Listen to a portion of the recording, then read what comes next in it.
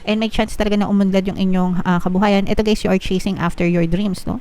And nakikita natin na uunlad talaga yung buhay nyo. Ito nga guys, yung sabi natin na your hard work is paying off, no? So babalik na naman tayo dito sa message na to, kasi ito talaga yung strongest energies nyo guys. Yung mga pinagdadasal nyo, mga pinapangarap nyo, unti-unti na siyang natutupad mga kapiksi. And unti-unting aangat, uunlad, aasenso yung kabuhayan nyo. And makakita talaga kayo ng mga resulta. Ito guys.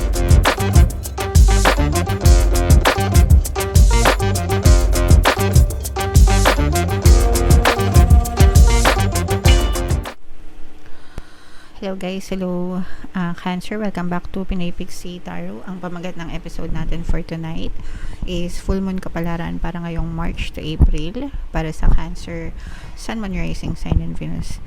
Ayusin ko lang yung mic ko guys, sorry. Ayan, so yeah, yung ating full moon guys ngayong March ay sa March 14, tapos yung next na full moon naman natin ay sa April 13 mga kapiksi. So ang video na to ay para sa period na yan. Ang pamagat ng ating full moon guys ay warm moon. Isa din itong full moon lunar eclipse, no? Kaya tinatawag din siya na blood moon kasi dahil lunar eclipse, yung kulay ng buwan medyo mapula-pula. So abangan natin yan mga kapiksi. And ito yung moon message para sa inyong Cancer. Your hard work is paying off guys. Grabe. As in, ibig sabihin nito guys, nakakita na kayo or makakita na kayo ng resulta, no, sa mga hard work nyo, sa mga effort nyo. Kumbaga guys, nagbubunga na yung mga paghihirap nyo or mga pagsisikap nyo sa buhay. Okay? Basta ang importante lang talaga guys is magtiyaga kayo, persist every day in the wish fulfilled, na nasa inyo na yung desires nyo, yung mga bagay na pinagdadasal nyo. Attune to the moon guys, make a proper plan and execute it well. Ito guys, palagi ko katong sinasabi sa inyo na mas maganda kung nagkakaroon kayo ng plano sa buhay, no? Kung may plano kayo mga kapiksi, mas madali yung mas meron kayong direction kasi meron kayong gabay, di ba? And kapag and syempre dapat ina-execute nyo yung mga plano nyo, kasi anong silbi ng plano kung hindi nyo naman gagawin or kung hindi naman kayo kikilos guys, di ba? So yeah, and of course sabayan ng dasal and positibong mental diet mga kapiksi. Additional meanings for this card guys, you need to be more disciplined to reach your goal. Lahat naman guys ng desire natin, kailangan disiplinado tayo, kasi hindi naman natin maabot yung mga desires natin kung hindi tayo disiplinado or kung wala tayong disiplina. Hard work will make your dreams reality, pero it's not just hard work mga kapiksi, isang component lang yung hard work. Kailangan may dasal, no? Dasal and affirmations para makarating kay universe yung mga nais nyo. And then of course hard work yung pangalawa, and yung pangatlo guys is yung pagkakaroon ng positibong mental diet. Wag nyong kakalimutan yung positibong mental diet, kasi guys yung positive mental diet parang ano yan, gasolina, no? Imagine mo may sasakyan ka, alam mo kung saan ka pupunta, 'di ba? Pero wala ka namang gasolina. So paano aandar, 'di ba? Kaya importante yung gasolina or yung positibong mental diet mga kapiksi. This is a very good omen for study or teaching sa mga gustong mag-aral and sa mga gustong magturo, no? This is the best time for you Cancer. And of course, don't be too controlling or avoid being controlled guys. So wag tayong mag-control and wag tayong magpa-control sa ibang tao guys. Let things naturally unfold sa buhay natin mga kapiksi.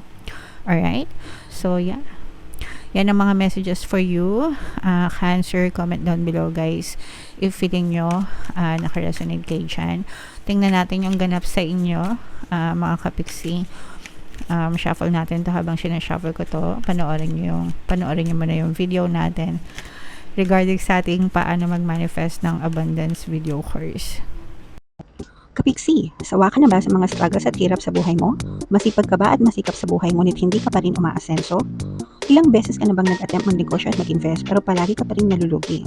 Sa pagkakataon na ito ay maaaring may subconscious beliefs ka na nagiging balakid sa iyong pag-unlad at pagyaman. Introducing, paano mag-manifest ng abundance video course.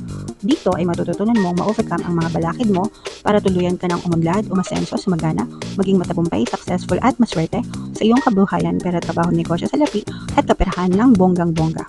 Dali, mag-send na ng email sa pinoypixitaro@gmail.com at simulan na ang iyong pagyaman ngayon. Alright, so sa lahat ng gusto mag-avail ng course guys, naka-flash sa screen nyo. Una, meron tayong paano mag-manifest ng abundance video course. Meron din tayong paano mawala ang third party at magkaroon ng harmonious na relationship. And meron din tayong email coaching, manifest your desires using the law of attraction. So sa mga interesado, mga kapiksi, mag-send lang kayo ng email sa pinoypixitaro@gmail.com. So, Cancer guys, kayo ay represent ng King of Cups. Ito yung ating moon energy. Ito'y both negative and positive mga kapiksi. Sa negative guys, ito'y babala na mag-ingat kayo sa paglalabas ng pera kasi baka mabiktima kayo ng scam, pandoloko, panggagancho mga kapiksi, no? Maaaring malaking halaga yung mawala sa inyo guys and hindi nyo na ito mahahabol guys. And also, pagsisisihan nyo ito kasi nasa huli, nasa dulo na yung pagsisisi nyo kapag ito'y nangyari na. So habang hindi pa ito nangyayari mga kapiksi, or kung ito'y nangyari na, wala na kayo magagawa, no? Kasi nandito na yung mga pagsisisi nyo, nakikita natin. Pero kung hindi pa ito nangyayari guys, mag-ingat, no? Maging mapanuri, always be cautious sa lahat ng transaction nyo, money transactions, online, offline, especially guys sa mga taong kakilala nyo. Automatic kasi kapag strangers, nag-iingat tayo, pero sa mga kakilala natin, parang hindi tayo masyado nag-iingat. So you also have to be mindful of those people na kilala nyo kasi baka sila na pala yung nanloloko sa inyo guys. Malaking halaga yung mawawala sa inyo if ever mga kapiksi. So parang ano kayo vulnerable sa attack. Ibig sabihin madali kayong maniwala. Pwede natin sabihin medyo uto-uto, pasensya na sa word mga kapiksi, pero baka mauto kayo ng one time, big time. Malaki talaga yung mawawala sa inyo guys, so mag-ingat kayo. On the good side naman, ito yung mga blessings. May mga magagandang kontrata, no, na maaring dumating sa inyo mga kapiksi, especially collaboration guys. Pero itong mga kontrata na to guys, magdadala ito ng mga magagandang blessings sa buhay nyo. Ibig sabihin maaring gumanda, makatulong ito para umangat yung inyong kabuhayan. This may be new opportunities sa pera, sa trabaho. Tsaka yung mga kontrata guys, no? For some of you, parang matagal nyo na tong inaantay, matagal nyo nang tinatrabaho mga kapiksi. So, at saka maaari itong magdala ng hindi lang guys, hindi lang blessing, kundi swerte din mga kapiksi. Parang magiging magaan yung daloy ng swerte sa inyo.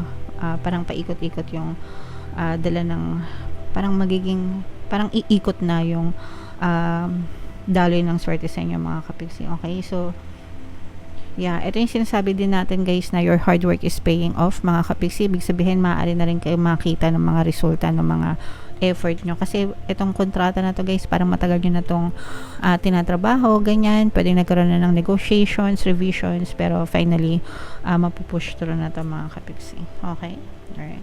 So what else guys, meron kayong sinasalba mga kapiksi, you're trying to save a relationship, pero the more na sinisave nyo ito guys, lalo lang kayong natatrap, no? Lalo lang kayong natatrap dito sa relationship na to, and parang bleeding mga kapiksi. Alam niyo, parang natatrap kayo sa isang sitwasyon na hindi naman kayo masaya, pero hinahayaan nyo lang. Nagets nyo ba? Parang para sa inyo yun ang kasiyahan nyo, pero sa totoong buhay hindi talaga kayo masaya. Nagets nyo ba? So more often than not guys, maaaring relationship ito. So if this is something na you should let go, learn to let go para hindi na kayo mahirapan pa mga kapiksi. Alright? And may chance talaga na umunlad yung inyong kabuhayan. Ito guys, you are chasing after your dreams, no? And nakikita natin na uunlad talaga yung buhay nyo. Ito nga guys, yung sabi natin na your hard work is paying off, no? So babalik na naman tayo dito sa message na to kasi ito talaga yung strongest energies nyo guys. Yung mga pinagdadasal nyo, mga pinapangarap nyo, unti-unti na siyang natutupad mga kapiksi. and unti-unting aangat, uunlad, aasenso yung kabuhayan nyo, and makakita talaga kayo ng mga resulta. Eto guys, feeling ko dahil sa pagiging matigas yung ulo nyo in a sense na hindi kayo sumusuko sa mga pangarap nyo, and ganong klaseng tigas ng ulo yung kailangan natin. Kumbaga parang hindi kayo nag-give up sa mga pangarap nyo, sa mga dreams nyo, and eventually mga kapiksi, eto na, ipagkakalob na sa inyo ng universe yung mga movement, yung mga paggalaw sa 3D mo, nagbubunga na siya guys. Okay, so i-claim nyo lahat yan guys, sa comment section, itong mga pag-unlad, pag-asenso ng buhay, mga pangarap, mga kontrata guys, at saka itong mga blessings yan, lahat yan para sa inyo. Yan yung mga positive energies mga kapiksi. And again, no, reminder, iwasan yung mga scammers, manloloko guys. So tingnan pa natin yung additional na message para sa inyo, Cancer. Instead of praying for an outcome, I pray for the highest good for all. Ito guys, ibig sabihin nito general, no? General. Sometimes we're too focused sa mga specific na desires natin, pero nakakalimutan natin yung generic, no? Life in general, mga kapiksi. So at saka kumbaga pang kalahatan, dapat alam nyo yun, dapat kinoconsider natin hindi lang para sa atin, kundi even yung mga tao sa paligid natin, di ba, like yung family, family, friends, neighbors, lahat na, mga kapiksi. Kumbaga collective dapat yung ini-aim natin, guys. Alright? Or at least it's okay guys na meron tayong mga specific concerns, di ba, may mga specific desires tayo for ourselves, pero since nag-pray ka na or nag-affirm ka na, idamay mo na rin yung pangkalahatan, no?